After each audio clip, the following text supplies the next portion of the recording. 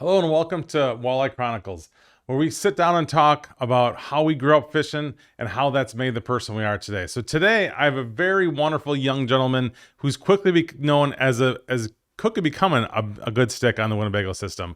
Daniel Penzenstadler, how are you doing today, Daniel? I'm doing great. Thanks for having me. Awesome, great to have you here. So we'll start right out. What was your childhood like growing up? Were you high income, low income? How was all that kind of affects you? Well, I mean, growing up, I'd say I definitely had a great family around me. I grew up, my grandpa really got me into fishing. We used to have a pontoon boat, and I think that's kind of how I was known back in the day. We'd go out there in the big green pontoon boat, and mainly back in the day, all we did was perch fish with him. So Okay. kind of started out doing that. And obviously, you know as well, a big part of my life growing up was baseball. That's pretty much all I did growing up. And during the summer, I'd fish with my grandpa when I could, but otherwise we had a baseball tournament every weekend, so did a lot of travel baseball and club tournaments and stuff. So I was all over different states playing baseball. Nice. So what's your first memory of a fish? My first memory, Is it a fish tank? What's your first memory of a fish? probably one of my earliest memories was we used to go down to the Otter Street Fishing Club, Okay. the kids' fishery there. Oh yeah. So my grandpa used to take us there every year, and I mean, usually we'd be lucky to catch a sheephead off the shore there or something. But I always remember the big tank they had, and they used to have all different kinds of fish in there, and that was always cool. So that's probably where it all started. And then, like I said, perch fishing. We loved perch fishing. That's what we did all the time. So what was your first fish on the big lake? First fish on the big lake, probably a perch. That would be. Do you remember at all the first time your first memory of fishing out there? I don't know if I can remember the exact first Or one of them? fish or one of them, but I would guess it was a perch somewhere. I mean, So how'd you fish them? Were you just kind of floated over the reefs, or are you doing bobbers, or mainly with that pontoon boat, we would just set them over the side because we could open up the doors and lay them right on the deck. It worked out there pretty you go. good. So we just kind of dead stick them for the most part. Once in a while, we'd throw bobbers out, but mainly dead stick is what we would do. Through. So that's usually how we did it. Just throw the anchor out there, and hopefully they'd be there. Right? How was the pond? I mean, it must have been nice in the pontoon, but you had some room though. Yeah, there was a I lot mean, you're of not room. stuck in, most people we start off with these little itty bitty 14-foot boats and stuff, but you had some room in the pontoon No, boat. and it was a tri-tune, so it honestly handled the waves pretty good, and it had a lot of space. So How's the motor? Did it start or was it tricky? all in all, well, he ended up putting a new Mercury on it, so it was a newer motor. It was still a two-stroke, one of the Optimax. So yeah, but it ran good. Never had any issues with that. When was the first time that you can remember fishing by yourself? That you First were time- allowed to kind of go shore fishing, say, when the first time you kind of just that they let you kind of do your own thing and yeah, Danny go fishing and Yeah, really, I never really fished much by myself when I was younger. I would just go out with my grandpa. But I would say as soon as I got my license and I could drive, so my grandpa kept the pontoon boat in the water actually. oh, So he had a little slot, so I would drive down there by myself and take it out as soon as I had my license. So that's really when I started getting into fishing more, I would say. what was that first time? Did you ever? So what was the first time like by yourself when no one was around? Were you terrified of smashing stuff up or sinking stuff? I was a little bit, but I had a lot of practice because my grandpa would always let me drive the boat when I would go out with him. So it wasn't too bad. It wasn't like it was my first time ever or anything. But it's definitely a different feeling when you're out there by yourself. And Right? Did you catch fish that first day? yeah, perch. Perch. That's pretty much. When did you turn to walleyes? So basically the first memory I have of walleyes, I know we used to do walleyes like maybe once or twice a year. We would just like long line some crankbaits, and we never really caught any with my grandpa, but it was just for the fun. But my tournament partner, Logan Pinkerton, you know him. So his grandpa was a big walleye fisherman. He fished a lot of tournaments back in the day, and I want to say I was probably 14 or 15. I went out with him one night on his boat, and that was probably when I got hooked with walleyes because it was totally different. Like my memories of walleyes with my grandpa, I mean, we I didn't suppose you really, caught them every now and then. yeah, I mean, we didn't really know what we were doing. So I was like, oh, if we caught one, we were ecstatic. But then I went out that one night with his grandpa and we caught quite a few and we trolled boards for the first time. Like I didn't even know what that was. I was How was just out that there for and the first time seeing? Or I suppose you saw boards before, but what yeah, was like that like for the first time pulling boards? it was pretty cool to see. It was Right. like, oh wow, you can maximize your lines. Like you Right. can have 6, 8, 9 lines out instead of just having 1 or 2 off the side. So right there, I don't know. That's probably when I started getting into walleye fishing, I would say. Okay. So as you got older, fishing by yourself, what's some of the first memories of like things that you did? They're like, oh my God, I can't believe I did that. Just dumb things that now you just look back and laugh at.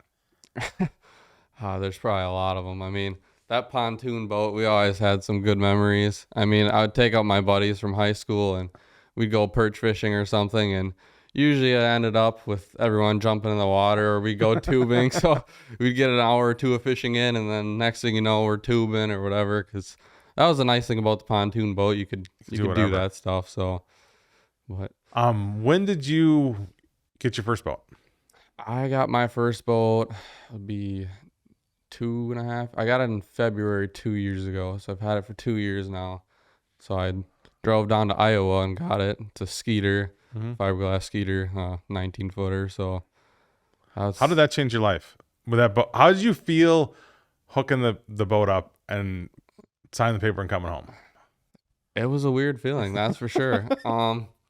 Pretty much ever since then, I mean, I fish every day, every chance I get now. I mean, I'm a pretty avid fisherman, I would say, and yeah, that was a weird ride home. It just because well, my grandpa ended up selling the pontoon boat, and I ended up getting the Skeeter, so it was a totally different feeling fishing from the Skeeter, not the pontoon boat. But it was a good change, and I knew if I wanted to fish tournaments and do all that I kind of wanted a fishing boat, and Right.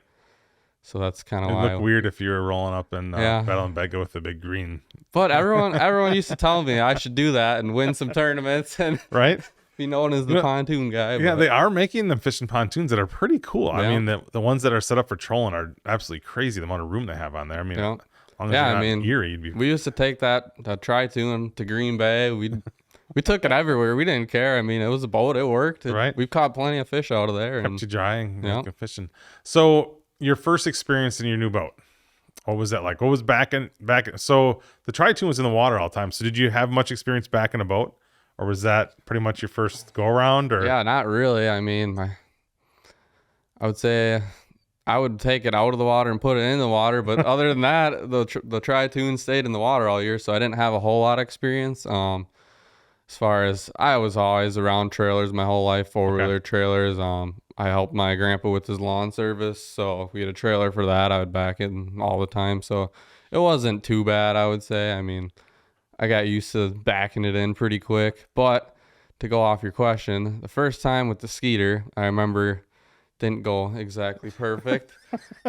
We went to De Pere because it was early spring. all right. Well, wouldn't you? Everybody has to be in De Pere. So we got out there and we went late at night. I think it was already like 10:30 when we got there and put the boat in. It started right up, so we're like, all right, that's good start. And then we go to put the lights on, and they just wouldn't turn on. And we're like, what the heck? Like for whatever reason. Right. And out of nowhere, all of a sudden, the motor just started trimming up, just randomly, and we couldn't get it to stop. The only reason I could get it to stop was turn the main power off. So, and if I turned the main power off, the lights wouldn't stay on. So next thing you know, we're messing with it by shore kind of, and all of a sudden here the warden shows up next to us. He's like, your lights aren't on. And we're like, yeah. So we told him the whole deal, and he was a super nice guy, and he kind of escorted us back to the dock. Yep. And we ended up figuring it out. I mean, I just unhooked the battery and hooked it back up, and everything's been fine since. So, what was your first scratch or your first ding or dent? Do you have one that you're like everybody like treats their boat and everybody watches it every day, and then there's a time where a scratch or something happens, and then we go and like, I'll wipe it down every once a week. I mean, my boat's not brand new when I got it. It's used, so there's already some scratches on it. I don't think I ever put anything too bad on it other than last weekend during the Bega Walleye Club. we were fishing real shallow, pulling crawler harnesses, like 3-4 feet of water. And I don't know how, but I mean, I made this pass probably 15, 20 times, and I was just following my tracks because I knew there's a lot of rock piles in that bay where we were, and ended up hitting one of the rock piles, finding it. Finding a rock pile. It sounded a lot worse when we hit it, but ended up just busting the skeg up a little bit in the prop. So That's fair. put the backup prop on there now, and it's good to go for time now. being. I mean, you have a rock pile now on your, I'm guessing on your GPS. So how's it been with a boat in your own kind of world? Is it like changed how you fish? Like, are you more of a, a guy just wants to try things and you're always kind of just banging around different places, or how does that, like, sure. how do you break down when you go fishing every day? I think that was the biggest change going from, I mean, with the pontoon boat, it was always in the water, and we kept it on Bago. So for the most part, I was stuck on Bago, and I didn't want to always make a long run everywhere. So now with my own boat and not keeping the water, I can go anywhere, obviously, and launch anywhere. And you spend a ton of time in De Pere. Yeah, the springtime you do. In the spring we do De Pere and out on the bay, so we're out there a lot. Right. But yeah, I enjoy figuring out new stuff. That's probably what keeps me coming back to the sport so much. I mean, obviously you can go out and pull boards or do the same stuff and catch fish doing the same thing, but I think figuring out something new or just something kind of off the wall that no one really has done, or figuring out your own way to catch them is right. It always, even if you just catch one doing it, there's just something about it like that keeps you coming back. Yeah, because it's hard to find new spots. Because I mean, the lake's been mapped. Yep. Everybody knows where everything's at, and finding the fish is not easy. But with the equipment nowadays, you can find them. The electronics and all getting that. them how to bite is kind of the different world that we live in. I don't think it's so much more the spots. It's just trying new baits and techniques on how to catch them is kind of what I try. And so, what was your favorite bait growing up? Well, as far as walleyes, I mean, my first memory was probably the flicker shad. What color? Probably good old fire tiger. Fire tiger, can't lose the fire tiger. I feel like the fire tiger, I don't know. Maybe I just don't run it like I used to, but it used to work a lot better. Like but there's so many colors now. You kind of get away from those colors. Yeah. I noticed I looked at back in my boat a video I did, and 90% of the stuff on there was perch or fire tiger related. I'm like, wow, I kind of went back to that color for a week or so. So you did perch fish. Do you get back to perch fishing? You still do that a little bit, or no? You pretty much walleyes all the time? It's pretty much strictly walleyes. I mean, I never really have time for the perch fishing. Every once in a while on the bay, we'll be walleye. We'll just be jigging for walleyes, and all of a sudden we'll catch a couple, and then we'll throw some slip bobbers out, and you can really pound them out there. But so every once in a while we'll do it. But as far as Bago goes, maybe once or twice a year we'll try to get my grandpa out there and take him perch fishing because he really enjoys that. But that's fun. What's your best memory so far of fishing? Probably the head-to-head tournament I did last year. It was just a lot of fun, and that was my first walleye tournament I ever did. I do find it ironic that your first walleye tournament was head-to-head. Yeah, we kind of just jumped into it. We're like, why not? You know, I mean. So what was the most? Were you stressed out going up to it? How much did you pre-fish? I pre-fished every day, pretty much all day for that tournament leading up to it, because I just got done with school, and I kind of timed it out where I told my job where I'll start like 2 weeks from now. So it worked out perfectly where I had about a week and a half off. So I fished every day leading up to that. So were you stressed out about it? Yeah, it was my first tournament, and you're on TV. And you're being filmed, so it was a bigger tournament, and I mean, so there's definitely some nerves going into it. What worried you most going into it? Was it like dropping an F-bomb? Was it like losing something off the side of the boat? Probably just not catching anything. And you guys did well though. Yeah, we caught a lot. I mean, we didn't end up where we wanted to be, but we caught a lot of fish, and it was fun, and our camera guy was great. We had Scotty, so he was awesome, and he really kind of calmed our nerves on day one getting in the boat, and he was always talking to us, and he made it awesome. So what did you learn most about that first experience tournament fishing? I think it's not as serious as like I thought it would be. It's just, I mean, you pre-fish all week for that. Yep. I mean, it's just another day of fishing, really. I mean, that's all it is. I mean, when you look back at it, there's nothing you can really change or do. I mean, you just got to fish how you fished all week, and you can't change how you fish when it comes to tournament day. Right. So did you watch it yourself whole way? I watched parts of it. Not all of it. The good stuff? But I got like family and friends kind of told me stuff along the way, like what happened and all that. So it had to be weird, like going and talking to your friends and family and knowing we all were watching you guys the whole way through too, as well.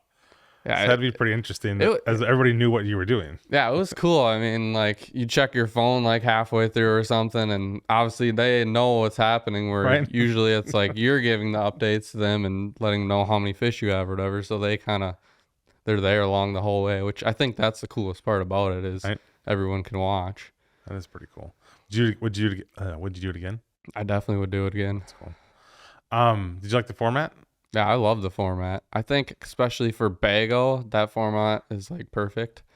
I mean, I know like the first year they did it, they had that 2 pound limit and they switched it to 1 pound limit, which I think was awesome just because it's a lot harder to catch a 2 pound fish in the Winnebago system. That is true. I just think for the fans, it was more fun because there's a lot more fish there's bigger weights most days.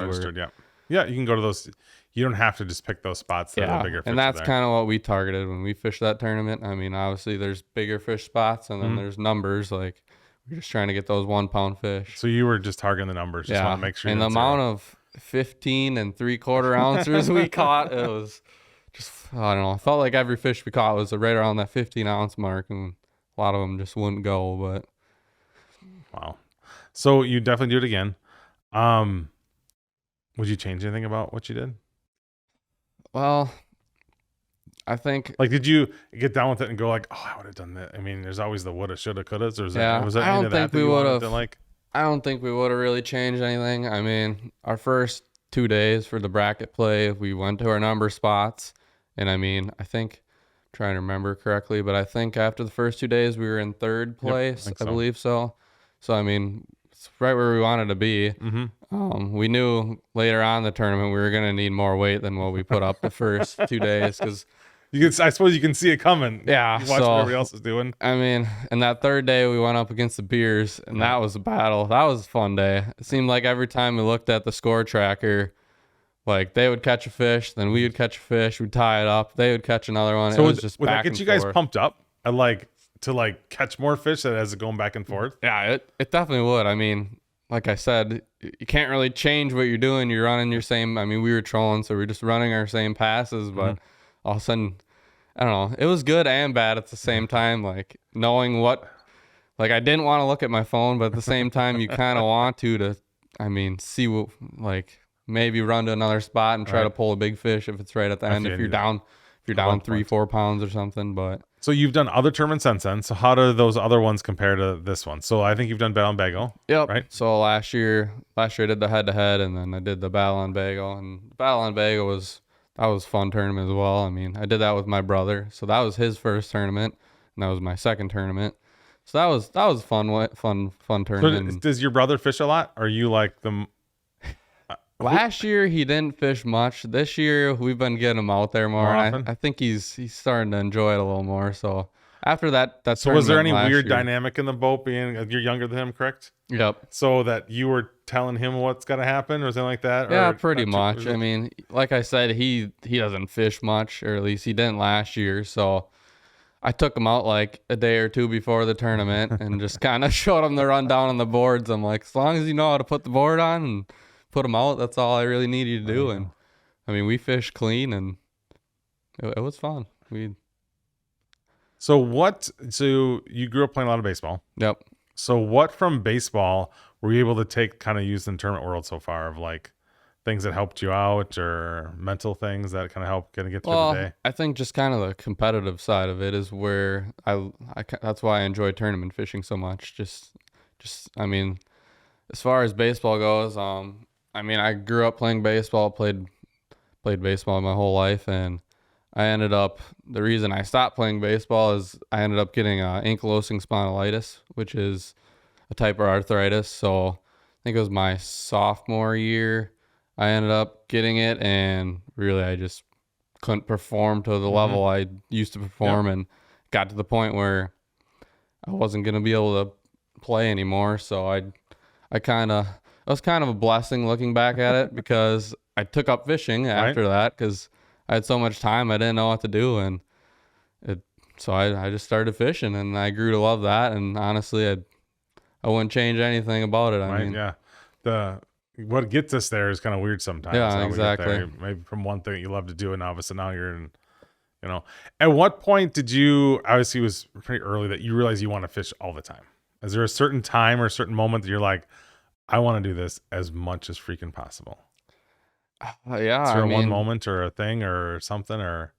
as soon as, I mean, after that first tournament, I say that's probably when I really got into it. Obviously, I loved it before then, but once I knew, and just kind of watching like everyone around me, and seeing that, you can turn this into a passion, and you can do this for a living if you really want to. Like, And you can compete too. I mean, yeah, you can compete. I mean, if you go and you get zeroed a couple times, then it's tough to Exactly. keep continuing on. But you guys I had success. I really enjoy just teaching other people. I actually, this winter I did my captain's license course, so I just finished that, and I'm just waiting on it back because you have to send in all the information. So next year I hope to guide a little bit. So Nice. with my captain's license, so I really enjoy just teaching people, and taking some friends and family out, and I've always enjoyed that, just showing them a few things. And so really, I guess realizing that fishing, there's more to fishing than just fishing. Like, I can go out and compete and do these tournaments and guide on the side, and that's kind of when it pushed me to the next level. And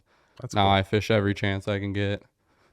Yeah, it's and having people in the boat. It's fun having somebody in the boat with exactly. you, and you're just kind of out there having a good time. And I mean, we all want to catch fish, but Yeah, at the end of the day, if you have somebody with you, they can talk to you, and even without fish, it still turns into a decent day. You can have a good day without any fish. So, if you had to pick one celebrity in the world to take fishing, who would you take? Where would you go? And what would you do? Man, that is a tough question. One celebrity in the world. A non-fishing celebrity. Oh, non-fishing. That's Non-fishing, because I mean, yeah, non-fishing celebrity. Yeah, I was gonna say, as far as like fishing wise, I've always kind of looked up to John Hoyer. He just seems like a super good guy, and funny dude, I've always wanted to go fishing with him. So fishing side, John Hoyer, but non-fishing side. That is a good question. Nobody. Got a blank. He's blanking. I don't know, just the baseball side of things. Probably like Christian Yelich. I think that would be pretty cool. I don't know if he's into fishing at all, but yeah, it's the time though too. They get to spend and talk through things. What about someone from history, dead or alive? Dead or alive? I don't know if I can think of anyone. No, I don't know. If you had to go, if you only could go one more time, God forbid you only could go one more time, where would you go? What would you do? Do I get to pick the time of year too? You pick time of year, whatever. Yeah, whatever tactic, whatever you want to do, whatever time of year. I think I have a pretty good guess what it would be. Yeah, I would probably go to Green Bay in the springtime. It's probably my favorite. There is something magical and fun about that time, even though all the boats are up there. Yeah.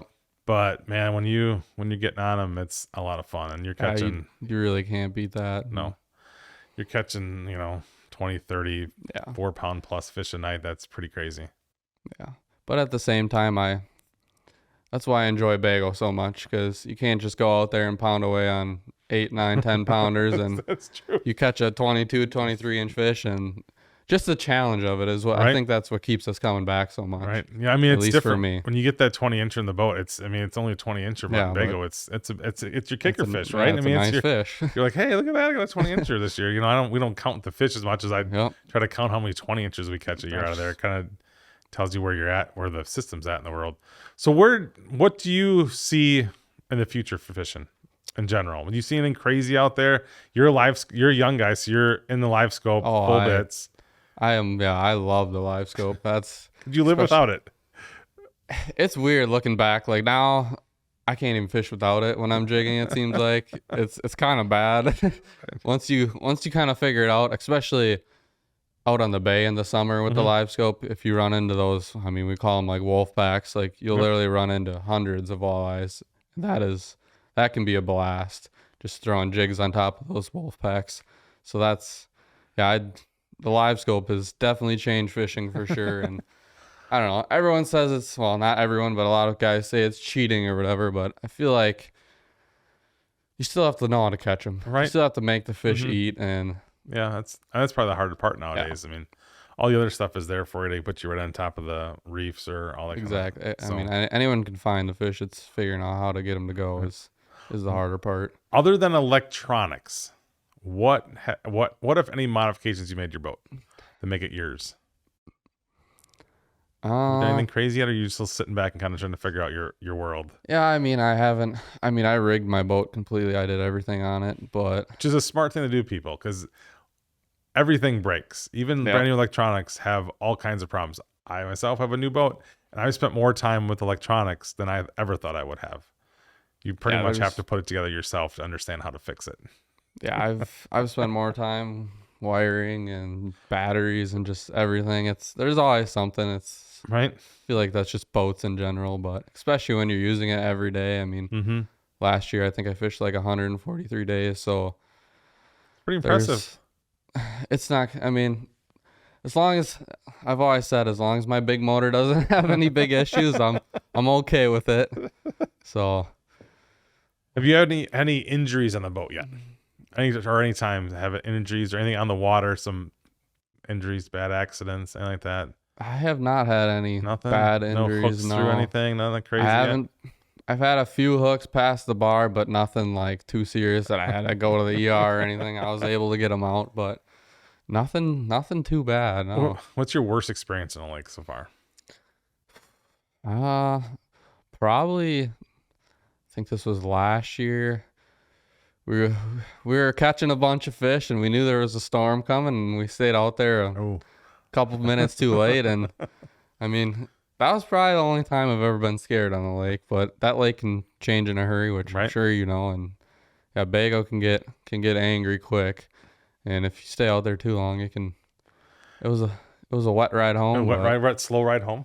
Yep, pretty much slow ride home, but we made it. And yeah, generally, if you have a big enough boat, if you're getting that bigger boat, as long as you take your time and come in, that's the thing. I mean, it's gonna be miserable and not a lot of fun, but you get in. Yeah, I feel pretty confident in my boat and feel safe. So I mean, I remember coming in a couple of years ago. I had launched out in down by Fugelberg, and I was coming back, but the wind was out of the east, and the train beard was drawn. Oh yeah. And I had to time it because I was afraid I was gonna hit my windshield, and I just about hit because the waves were pounding in there. And I'm like, oh, I don't know. And it was a weird time where I'm like, I don't think I'm gonna get this to go back up tonight because it was late. It was like 7:30. I'm like, I don't think it goes back up. I don't want to be stuck here. And I'm like, I don't know how to get out of here. And I'm like, and actually, when I got through there, it was so rough. I actually snuck through the yacht club area back through there to get through there. But yeah, it can turn on you pretty quick. What's in for the future for Daniel and fishing? Just keep on tournament fishing, guiding, and yeah, like I said, next year the guiding. I hope to do a bunch of that. So that's kind of what You got your name picked out yet? Penzy Outdoors. Penzy Outdoors, perfect. So yeah, that's my nickname in high school was Penzy. So it's kind of always I don't know, we've just me and my high school friends. We filmed a few like YouTube videos. So I do have a YouTube. This summer we plan on doing some YouTube videos for Penzy Outdoors. So just trying to have some more fun with it. And it's fun because it gives you another reason to be out there. Yeah, exactly. And I like it because it gives you not a little more stress, but like sometimes we just go out fishing. You're like, oh, if I don't catch it, I don't catch it. Yeah. But you're like, hey, let's film a YouTube video today. You're like, yeah, then you're like, Jesus, you want to catch them. Right. Yeah, I don't catch nothing. How many times we used to do that every time I tried to film one on Poigan, and me and Poigan don't get along. And I went out there 3 times in winter. Never caught a fish. I'm like, I think we're leaving the cameras home and we're just gonna go without it because I've heard you have a curse with Poigan. I definitely have a curse with Poigan. I'm not a big fan. Although I thought I broke it this year. Fishing more out there. I fished more up there lately, a lot up there lately. So hopefully we're starting to get along a little more. Which is weird because I didn't grow up fishing on Winnebago. I more grew up on Poigan. So yeah, I feel like where's your favorite place to go in Bago? Well, I mean, You got tournaments coming up. I'll keep it general. This time, well, coming up like right around this time of year when the water, well, I hope the water get a little dirtier soon. It's been crystal Right. clear out there, and so we like to target that dirtier water, and we just troll a lot of, just like a lot of people troll a lot of those shallow reefs with planer Right. boards over the Yeah, it's over been- the tops of them. It's been And tough work on those yeah. reefs lately. It's no secret, but I mean I just feel like we do some little things that maybe separate us from the rest of the guys out there, and Right. but that's probably one of our favorite things to do. What's your favorite technique to do? Anywhere. I want to say jigging them out on Green Bay in the summer, like snap jigging with, shiver minnows, or just even a lot of times we just use like a jig and crawler out there. And Mm-hmm. I think a lot of people overlook that. A Right. lot of times on Bago, they're thinking they use all these big baits. Like you think shiver minnow and then you think jig and crawler, like it's totally the opposite. Mhm. But a lot of times that's what we use out there. And Yeah. especially with that live scope, we find those like wolf packs out there, and a lot of times we'll be in like 18 to 20 feet of water on just these reefs out there, and you'll see fish. Last year I kind of just discovered this with the live scope. You'll see fish 2-3 feet down from the surface, and most of the times those are those big fish. Yep. And that's probably my favorite way to target walleyes. Live scoping them. Yeah. As far as Bago goes, I would just say probably trolling. That's usually what we end up doing. I mean, I enjoy jigging just as much, but we seem to end up trolling most of the time. Right. I think it's just more efficient for us, but I've made a conscious effort to try to get away from trolling. more yeah, often and get more pulling. you get sucked into it just because. It's easier. Yeah, It's fun. It's I think it's more for camaraderie too. You can just put the poles out and you turn the radio on, you have some food or whatever, and I feel talk. like you're always gonna catch fish for the most part, Yep. and I mean, you're always gonna have the sheephead on. yeah, that's. You're always gonna get the catfish. But that's where I said, like, even with trolling, I mean, this year we've kind of done some off the wall stuff and kind of figured a few new things out this year, and that's we try to change it up instead of just doing the same thing every day. Right. So You get that little difference someplace that makes yeah. like a big difference, because everybody has the same stuff, right? Yeah, I Everybody mean, has how many same salmons and flicker shads have these walleyes seen, and thousands. same with crawler harnesses and all that. So I mean, we try to change it up. All right. That's cool. All right. Well, thanks for being here. Yeah. I hope you had a wonderful time. It was awesome learning how you kind of grew up and what your thinking is now, and hope everything goes well for you. So that was another episode of Walleye Chronicles. Remember, there's two things you can do in the world. You can make people happy two ways. You can take them fishing, or you can smile. So remember, smile and fish, and have a great day.